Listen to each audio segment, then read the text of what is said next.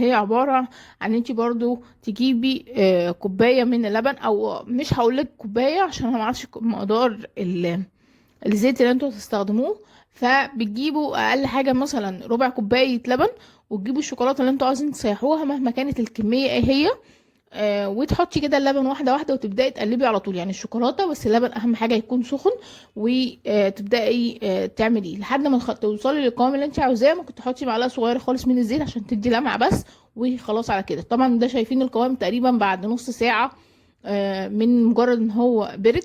طبعا كمان لو حابين بقى تعملوا بيه روزيتات من فوق كده، طبعا دي لازم تخش التلاجة، اقل حاجة تقعد ساعة في التلاجة. وبعد كده بنطلع نقلبها تقلبتين وبس، ساعتها بحطها في القمع بتاع الحلويات، وببدأ اعمل بيها الاشكال اللي انا حباها.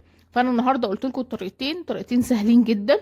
اول طريقة اللي هي معايا نص كوباية من المية، ومعايا معلقتين من الزيت، ومعلقتين من الكريم شانتيه، وطبعا المقادير دي على 200 جرام شوكولاتة. الطريقة التانية اللي انا قلت لكم عليها عشان محدش يجي يقول لي ما فهمناش صح. الطريقة التانية ان انا ببدأ اجيب الشوكولاتة بتاعتي وبنزل باللبن السخن واحدة واحدة لحد ما يوصل معايا للقوام. ما بحطش اللبن مرة واحدة، لا بحط الشوكولاتة اللي انا عاوزاها مرة واحدة. وبعد كده بجيب اللبن وانزل عليها شوية شوية، يعني بنزل ربع كوباية.